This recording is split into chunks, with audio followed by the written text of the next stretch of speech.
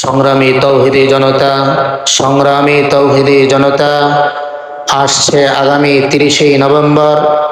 রোজ শনিবার শিমরাইল দক্ষিণপাড়া শামসুল উলুম কওমি মাদ্রাসা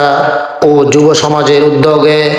এক বিশাল ওয়াজ ও দোয়ার মাহফিলের আয়োজন করা হইয়াছে। স্থান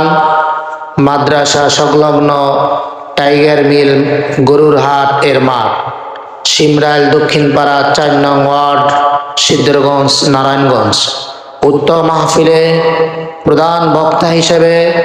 আসন গ্রহণ করিবেন আন্তর্জাতিক খ্যাতি সম্পন্ন মুফাসসিরে কুরআন, তারুণ্যের অহংকার, খতিবুল উম্মাহ মাওলানা হাফিজুর রহমান সিদ্দিক কুয়াকাটা, প্রতিষ্ঠাতা প্রিন্সিপাল